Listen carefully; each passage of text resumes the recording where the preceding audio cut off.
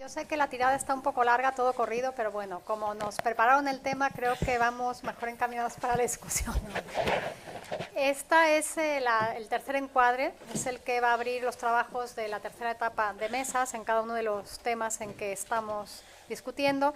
Y el tema general es políticas públicas. Entonces, como no tenemos mucho tiempo, sin más preámbulo, tendrían alrededor de 5 minutos para dar unas ideas generales sobre pues esta cuestión de la construcción del ambiente y la gobernanza en lo que es el ámbito general de las políticas públicas, y después pasaríamos a una ronda, un diálogo en base a 3 preguntas específicas que cada uno de ustedes podría responder. Muchas gracias. Licenciado Romaní, por favor. Pues después de la intervención del doctor Merino dejó la pértiga muy alta. No hablo de ambiente, es la ventaja que tenemos. Sin embargo, yo quisiera recoger algunas de las reflexiones que se han dado tanto el día de ayer como el día de hoy por el doctor Merino. Entiendo que el arte de gobernar, la gobernanza, es un estado y un equilibrio entre el nivel de las demandas sociales, y ya lo hemos visto que el asunto de la transparencia y la rendición de cuentas no habría sido posible llegar al punto en donde estamos si no es por la participación social. Curiosamente, me venía la reflexión ahorita en la intervención del doctor Merino, que efectivamente no es una concesión de los distintos grupos de poder que han llegado a la administración pública en sus más altos niveles, el poder llegar a la rendición de cuentas, sino ha sido un trabajo desde la sociedad y desde los distintos actores estratégicos que considero son importantes para poder llegar a este punto. Y para mí los actores estratégicos son aquellos grupos o individuos o organizaciones que son capaces de intervenir para favorecer o, en su caso, descarrilar algunas de las propuestas y tomas de decisiones desde la administración pública en sus más altos niveles. Quiero poner un ejemplo de quiénes son esos actores estratégicos que tienen el suficiente poder económico, político, para cambiar una decisión o fortalecerla. ¿Quién no puede decir que el señor Slim actualmente es un actor estratégico tanto en la toma de decisiones de política económica en el país como en algunas otras decisiones que corresponden al ámbito donde más interviene? Pero no solamente considero que él es un actor estratégico, también considero que los grupos originarios, las poblaciones indígenas, son actores estratégicos, porque después del movimiento del 94, sus voces se pudieron poner al más alto nivel en la opinión pública. Otros actores estratégicos que yo considero son importantes para estructurar la orientación de la política pública, la gobernabilidad y la rendición de cuentas, justamente es el sector académico. Ya hemos visto cómo el sector académico juega un papel muy importante en la generación de ideas, en la generación de formación de jóvenes que de alguna manera van a tener un impacto en la sociedad, tanto en el nivel de su generación como tomadores de decisiones en un futuro. Pienso también que otro actor estratégico muy importante y al cual también le debo parte de mi formación es la misma sociedad civil.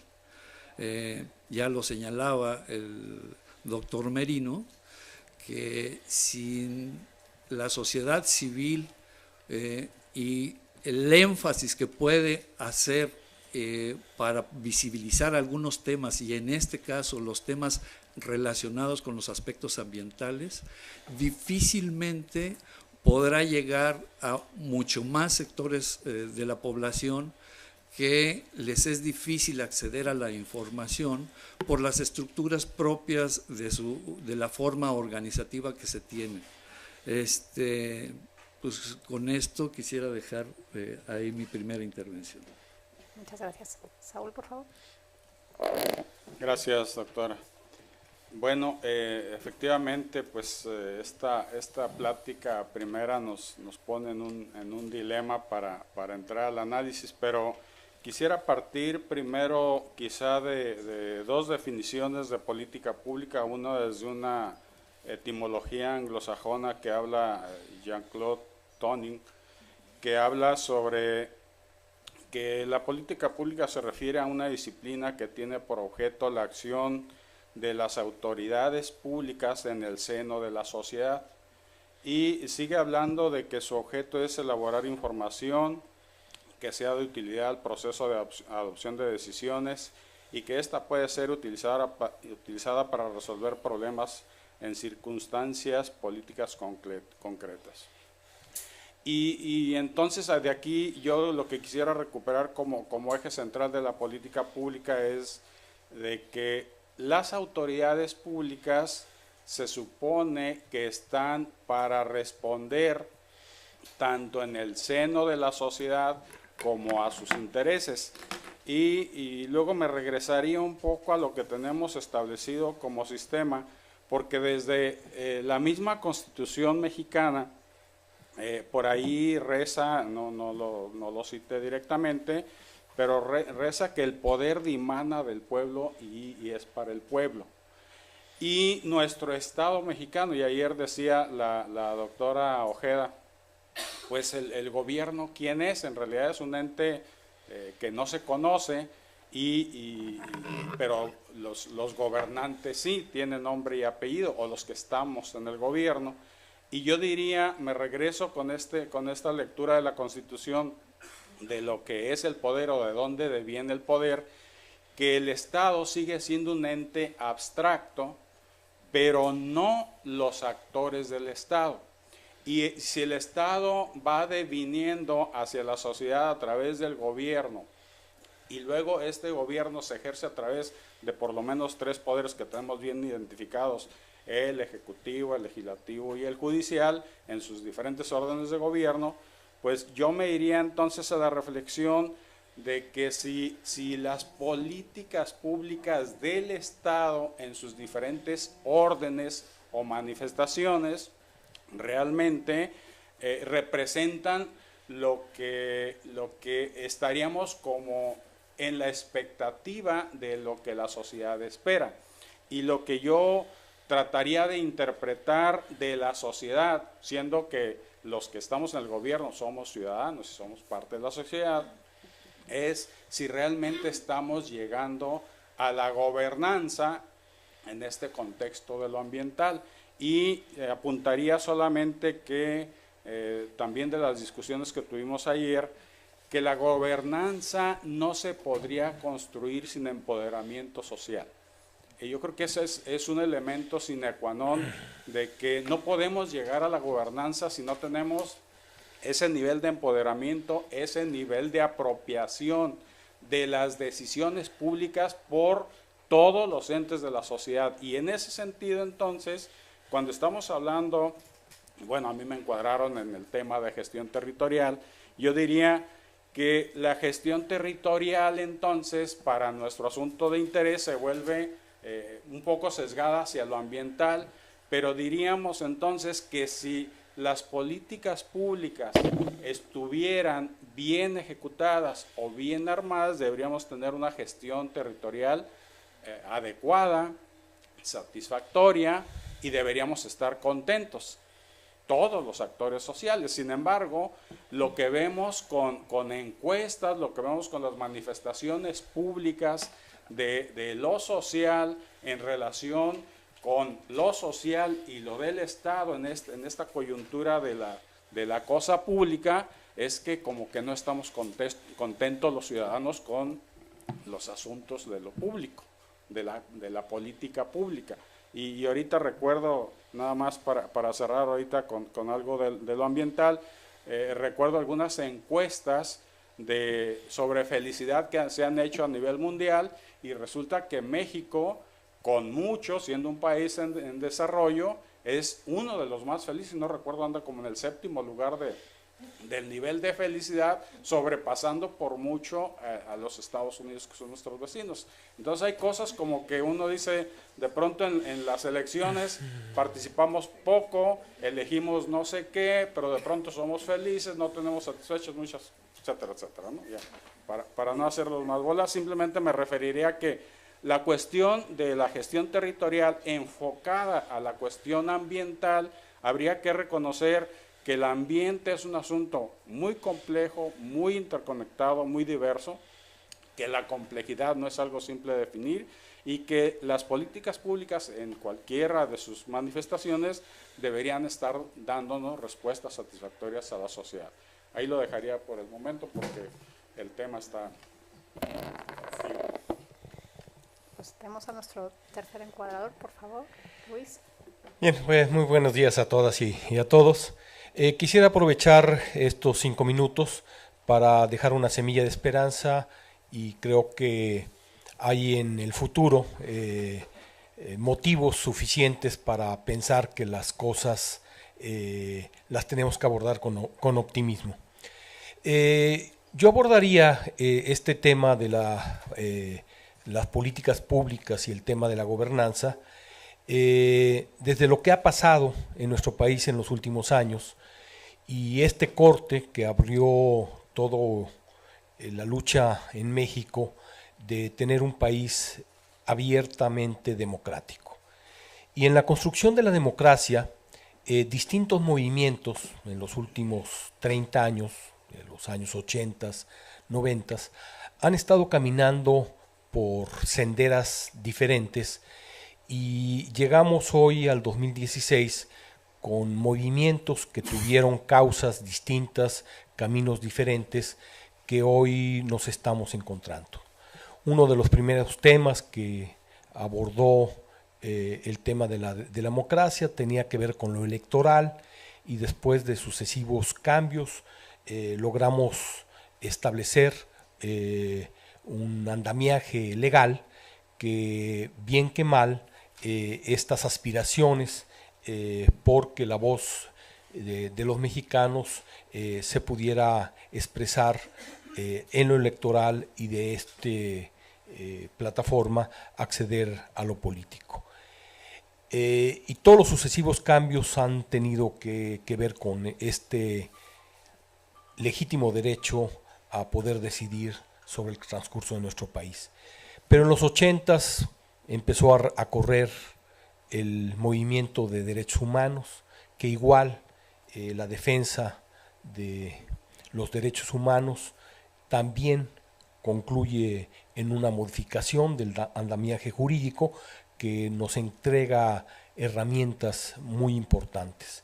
Igual, como nos platicaba ahorita Mauricio, el movimiento por la transparencia, la rendición de cuentas, empieza a construir desde la sociedad un movimiento que también llega a concluir ya en el siglo XXI con una modificación del andamiaje jurídico.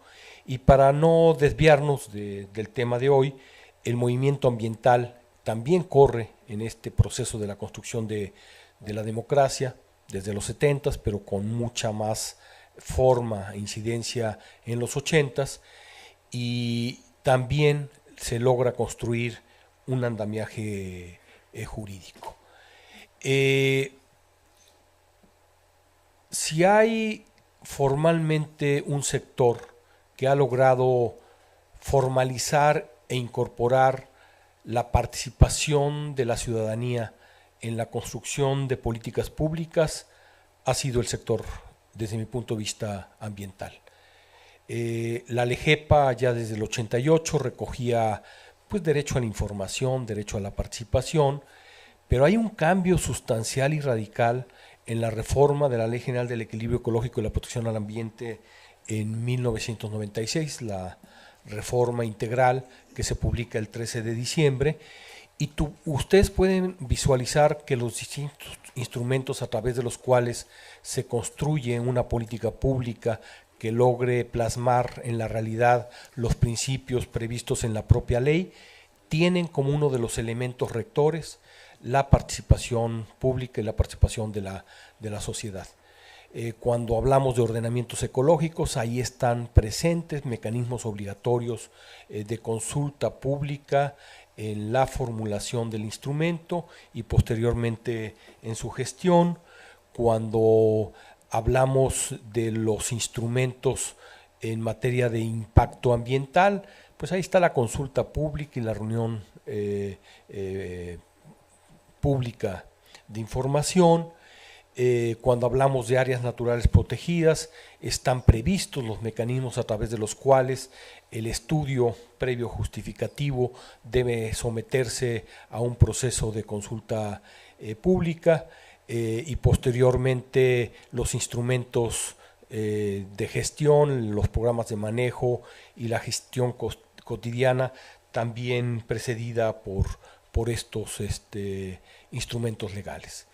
Quizás hoy hemos acumulado en 30 años la suficiente experiencia para que estas conquistas legales que hemos tenido puedan trazar los puentes suficientes para que la política pública genere mecanismos concretos de gobernanza.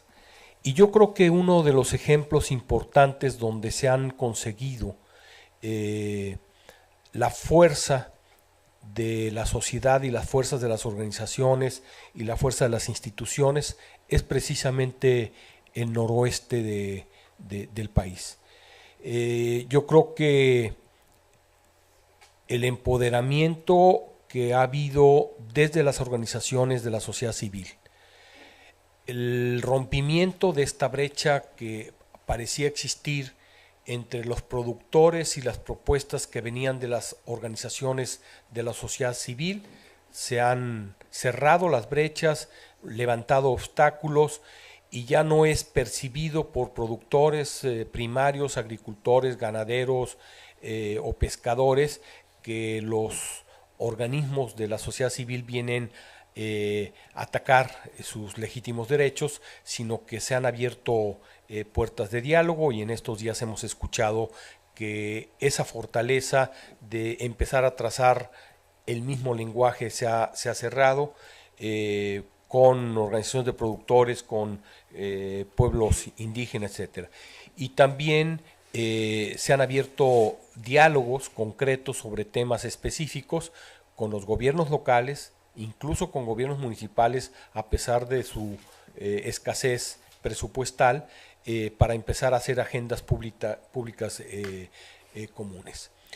Y concluyo esta primera parte diciendo que uno de los retos que ayer comentábamos que hay que enfrentar es el proceso de sectorización. Cada agencia gubernamental, de acuerdo a la estructura de la Administración Pública Federal, que se replica en las administraciones públicas estatales o municipales, tienen agendas propias derivadas de responsabilidades propias, y donde los puentes para poder administrar un territorio no son fáciles de vencer.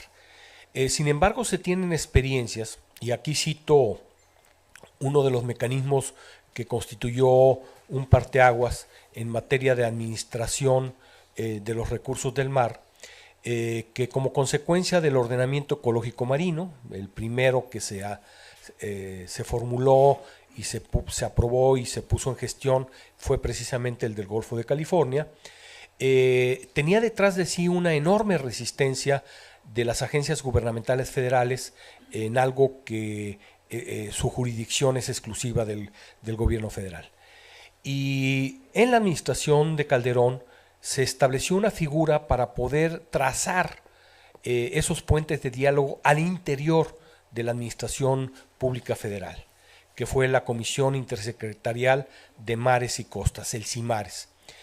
Y el CIMARES, si bien no logró tener un mecanismo de gobernanza y de generación de consensos entre todas las secretarías de Estado que ahí convergían, comunicaciones y transportes, turismo, medio ambiente, energía, no me acuerdo, creo que son todas, gobernación, estaban ahí los mecanismos de protección civil. Lo que sí se consiguió es que se pudo construir una agenda común que logró establecer una enorme base de datos de información compartida sobre los proyectos que cada una de las entidades federales que inciden sobre el mar tenían en su cartera, y que esta enorme información permitió establecer los diálogos entre los equipos técnicos de las distintas dependencias y generar políticas públicas que favorecían, por ejemplo, procesos internos de evaluación en materia de impacto ambiental o los procesos de concesión de las administraciones portuarias integrales o en la gestión de zona federal marítimo terrestre.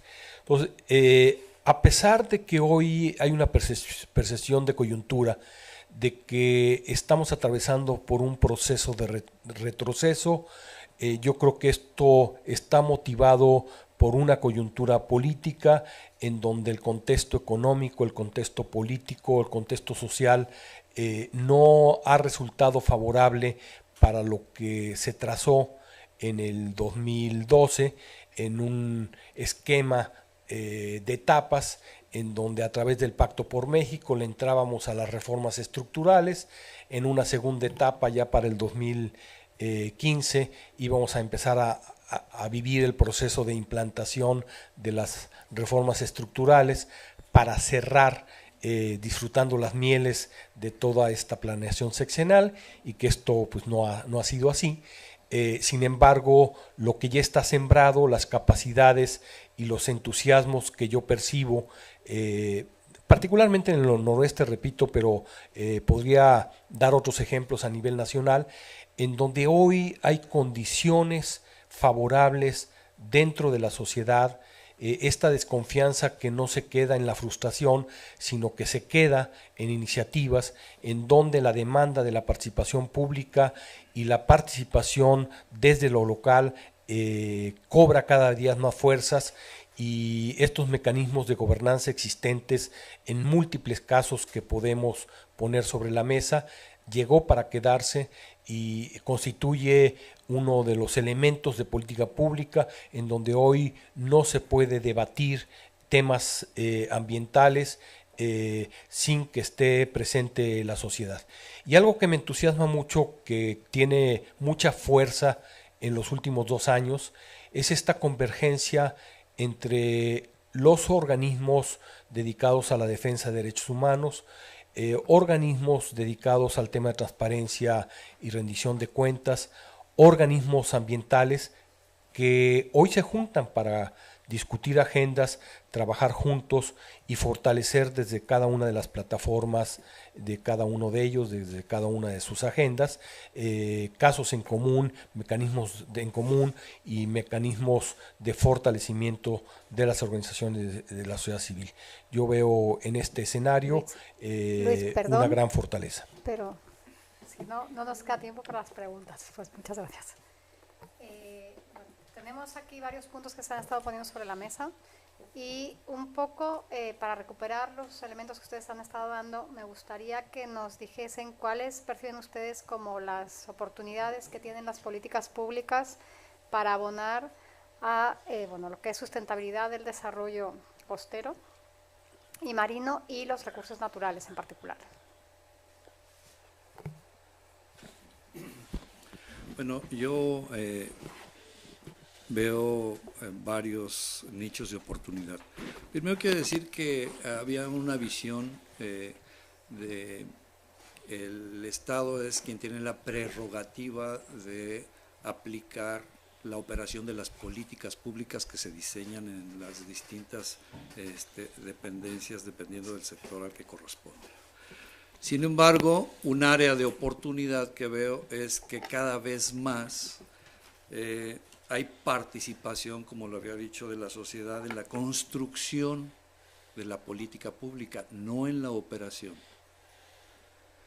Pero también esa oportunidad la veo en que se están impulsando nuevas estrategias, como lo señalaba ya el doctor Merino, que me parecen áreas de oportunidad. Esta idea del derecho a la buena administración implica que es un derecho que queda en el terreno de la sociedad como una exigencia, y eso me parece que es una oportunidad, porque independientemente de que yo como un operador de una política pública que tiene que ver con la cuestión ambiental la opere adecuado o inadecuadamente, creo que el área de oportunidad está en que la sociedad puede construir instrumentos jurídicos que le permitan saber si hay una buena administración en esa política pública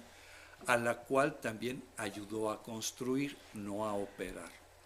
Creo que ese es un área de oportunidad muy interesante y donde ya en el terreno de la rendición de cuentas se fortalece la obligatoriedad de quienes operamos, poder retribuir, poder incorporar a nuestro quehacer como un acto que no solamente es un acto ético o de buena voluntad, sino como un acto jurídico que puede tener consecuencias. Yo ahí dejaría mi reflexión respecto a la pregunta que tú hiciste. Gracias. Adelante. Bueno, en esta materia yo creo que el enfoque de sustentabilidad creo que es una meta aspiracional muy interesante como proceso, ya lo han dicho varios teóricos, y yo creo que también sería interesante no verlo como una meta, sino como un proceso al que hay que llegar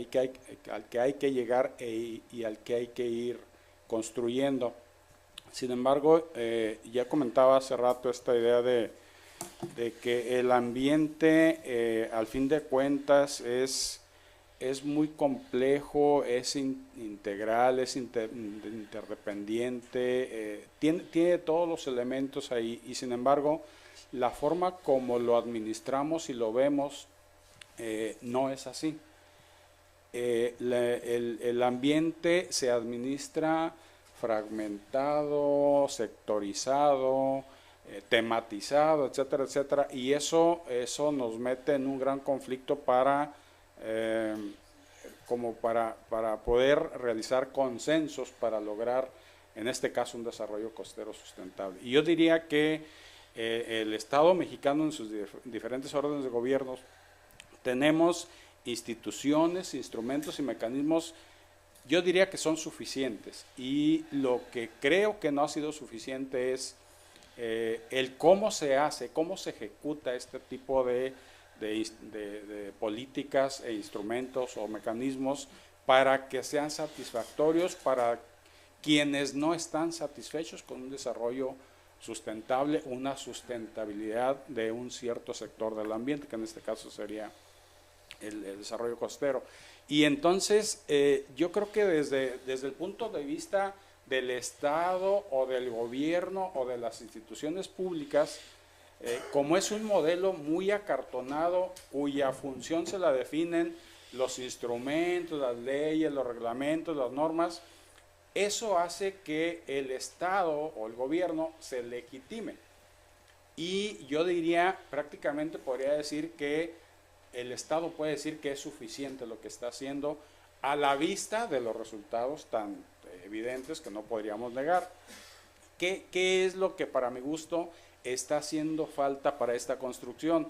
Y desde esta óptica de lograr gobernanza, yo creo que lo que nos está haciendo falta es el interés público ciudadano, la participación pública y el empoderamiento, pero en un contexto donde vayamos cruzando las ideas, la transversalidad y nos pongamos de acuerdo.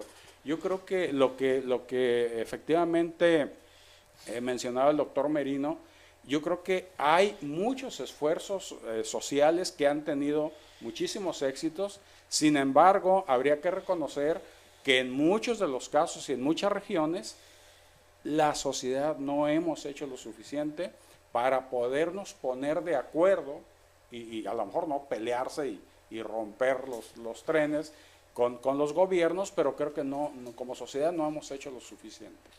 Y lograr una visión de sustentabilidad para el desarrollo costero o cualquier otro tipo de desarrollo no sería suficiente para mí si no tenemos esa fuerza equilibradora de la participación pública. Luis, por favor. Bien, yo percibo en el noroeste del país y en esta parte de la frontera de México una gran ventana de oportunidad recogiendo el instrumento del desarrollo regional. Desde los gobiernos locales y desde la apertura que se debe dar en construir una agenda común con las organizaciones de productores y con las organizaciones de la sociedad civil. Yo percibo puentes y disposición en la región, desde Nayarit hasta aquí en la Baja, en los 5 estados, para que se pueda construir una visión común en el noroeste de México, en donde el tema de la sustentabilidad en sus 3 componentes, económico, social y ambiental, estén articulando toda la política pública de la región. Que se puede demandar la transversalidad y que se puede poner sobre la mesa el tipo de infraestructura adecuada que requiere la región. Y creo que las condiciones pueden dar pie a que se retomen desde instrumentos legales que obligan a atender problemas de macroescala, desde la Ley General del Equilibrio Ecológico o de la Ley de Protección Civil, herramientas, instrumentos que pongan en movimiento a las organizaciones de productores desde sus distintas demandas legítimas, a las organizaciones de la sociedad civil y a gobiernos cooperando de manera regional. Muchas gracias. Una segunda pregunta que me gustaría plantearles es sobre la coordinación entre los niveles de gobierno. Ya nos están ustedes hablando de la necesidad de una coordinación transversal, que es muy clara.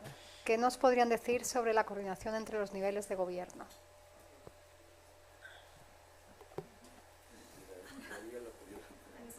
Empezamos en el otro sentido. Sí, bien, mire, algo que hay que romper para poder lograr la articulación y realmente fortalecer el sistema federal mexicano es el tema presupuestal. Actualmente hay un proceso de centralización y un manejo también político en la distribución de los recursos de las participaciones de los estados y de los municipios en el presupuesto federal, que variando estado a estado, pero puede representar entre el 85 al 95% de los recursos que ejercen los estados. Y hay que rediseñar este modelo de gestión de los recursos y de captación de los recursos, devolviendo capacidades a los estados de recaudación y de gestión de sus recursos propios. Asimismo, hay que romper estas barreras que se perciben a nivel federal con los estados, igual se perciben entre los estados y sus municipios, ¿no? Entonces, necesitamos dotar de recursos a los municipios, fortalecerlos, hacer una lucha como las que se han hecho en distintas plataformas para romper este círculo vicioso en donde se dictamina que un municipio no tiene las capacidades y como no tiene las capacidades, yo estado las concentro, y lo mismo dice el gobierno federal de los estados, y entonces estamos alimentando un círculo perverso de concentración de los recursos y del proceso de toma de decisiones. Entonces, yo creo que hay que luchar por reformar de manera radical todo el tema fiscal y todo el tema presupuestal en México, con la orientación, y esto es algo muy sentido en los estados, de que estos procesos de concentración y distribución, en algunos casos arbitrario, de los recursos públicos de la nación, permitan empoderar los niveles estatales y municipales de gobierno. Muchas gracias, Saúl. Bueno, es un tema que efectivamente, como dice Luis, yo creo que la coordinación entre los órdenes de gobierno en el discurso se da, y hasta ahí, porque esta cuestión presupuestal yo creo que es básica, como bien lo decía el doctor Merino. Yo creo que ha habido una evolución interesante de los 70s, 80s a la fecha, que no, para mi gusto, que no ha roto la estructura hegemónica de quién detenta el poder al fin de cuentas. Y bueno, en Baja California es un estado muy interesante porque genera una buena cantidad, yo diría, de divisas nacionales para integrarlas a la Bolsa Nacional de Presupuesto, y no se le retribuye en la misma proporción. Pero porque el modelo federalista así está, entonces tienen que favorecer a otros estados y demás.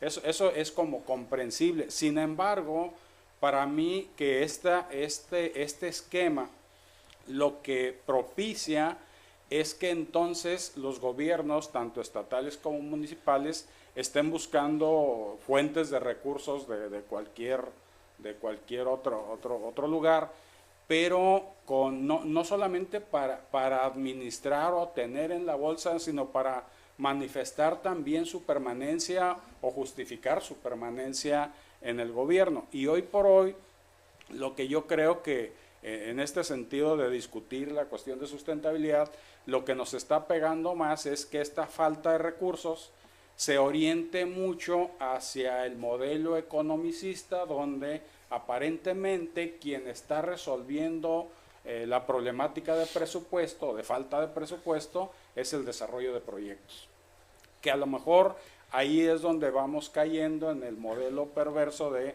por propiciar desarrollo, nos estamos llevando entre los hilos al ambiente, y al fin de cuentas yo me regreso otra vez a que ocupamos un contrapeso. Si no hay contrapesos para poder cuidar la forma de administrar, en este caso el ambiente o el ejercicio de la política pública, pues al fin de cuentas esos intereses se van yendo, y si no hay quien los detenga, no se van a detener. Entonces, yo diría, la coordinación entre gobiernos se da en el discurso, en el papel y demás, pero por abajo de la mesa la cuestión presupuestaria, la cuestión de partidos políticos, la cuestión de los colores termina pesando, y pesa mucho, y esa coordinación, no sé cómo se le llamará, pero no es tan evidente al fin de cuentas, ¿no? Julio, por favor. Yo voy a hablar desde mi experiencia de coordinación en el territorio del cual tengo responsabilidad pública.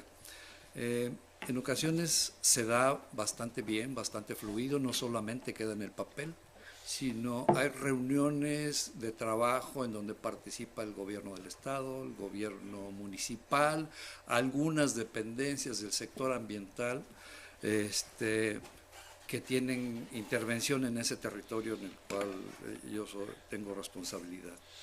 Sin embargo, hay niveles de participación diferenciado y toma de decisiones diferenciada. Por ejemplo, les voy a poner el ejemplo de una carretera a donde se me solicitó un permiso para poder hacer un trazo dentro de una zona restringida. Tuvimos una reunión con varias poblaciones indígenas, plantearon su necesidad, yo señalé que por ley no se podía trazar esa carretera en ese sitio y di una alternativa. El presidente municipal estuvo de acuerdo con la decisión que yo le había sugerido. Sin embargo, meses después le queman la presidencia, lo retienen y toma la decisión de hacer la carretera donde estaba prohibido. Entonces, la coordinación tan estrecha que hubo meses antes se modificó por la presión social que se hizo desde la base social al municipio. Entonces, hay ocasiones en que la toma de decisiones de un orden de gobierno responde a X tipo de presión que puede descarrilar de alguna forma la coordinación que se establece entre los distintos órdenes de gobierno. Efectivamente, es muy difícil construir la coordinación interinstitucional. Es muy difícil porque cada dependencia tiene sus competencias, sus prioridades de aplicación de política pública, aún siendo dependencias del propio sector. Supongo, no conozco mucho del desarrollo costero y de la problemática costera, pero que algo sucede similar en los territorios en donde yo me encuentro. La presión social que se ejerce hacia los municipios, a los estados y la federación es diferenciada. Más allá de las posibilidades presupuestarias que cada orden de gobierno tenemos. Yo creo que es un terreno donde es necesario trabajar y es necesario que desde el análisis de la academia, desde el análisis de la sociedad civil, puedan encontrarse nuevos mecanismos, nuevas formas innovadoras de poder fortalecer estos mecanismos de coordinación donde de alguna manera también se tocan intereses, ¿sí? Intereses de tipo económico, intereses de tipo político y intereses de tipo social.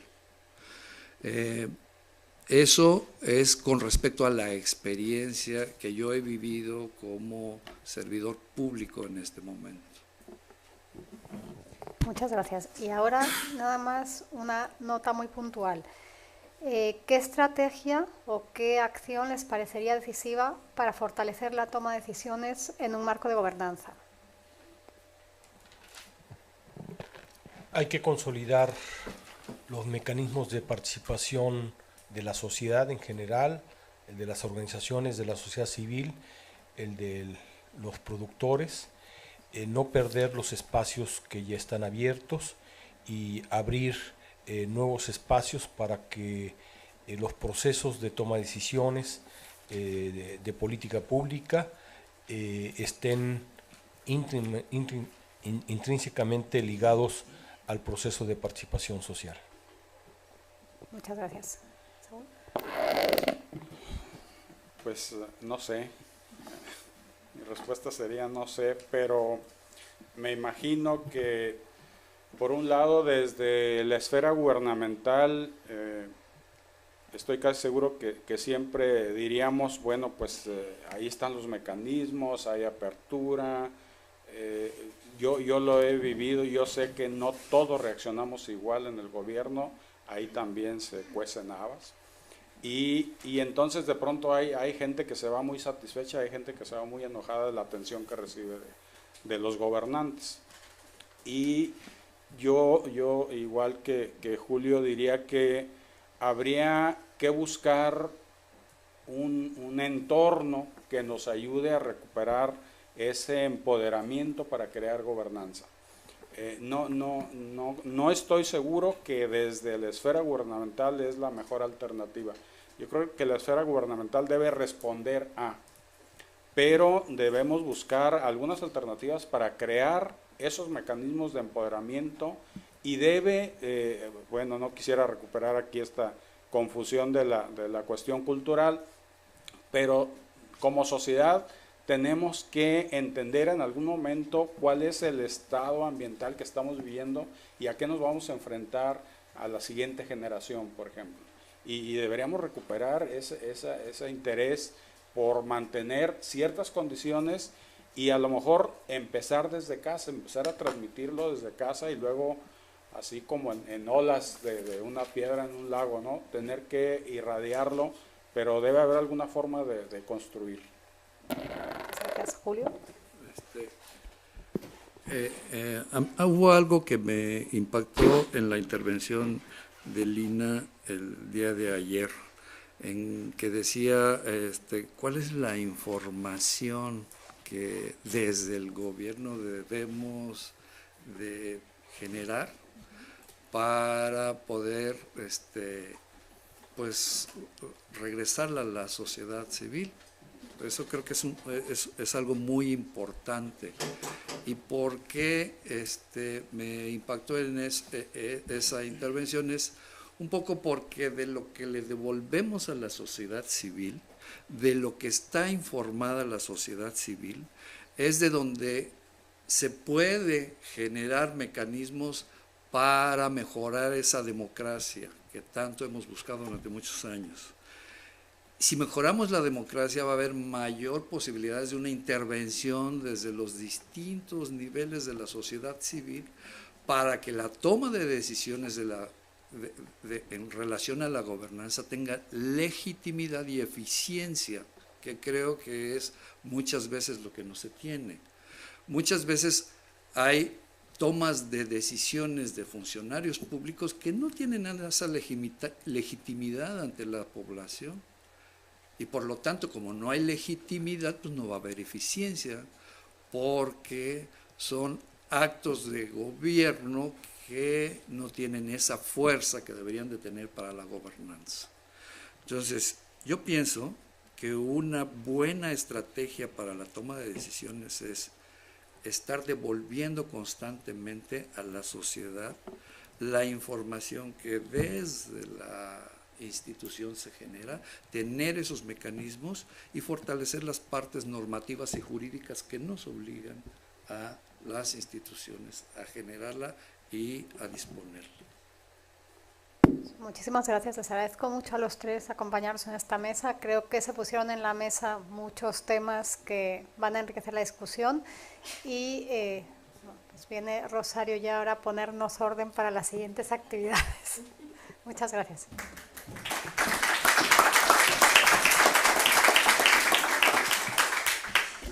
Bien, es hora de ir a un descanso y después de dirigirnos a las mesas. Vamos a tomar nuestro café, galletas y yo les pido que en el menor tiempo posible pues estemos en las mesas porque vamos retrasados. Recuerden participar en las mesas en las que no, en la última mesa en las que no han estado. Entonces, les llamamos con la campanita para que ya estén a esa hora todos en los salones, por favor. Muchas gracias.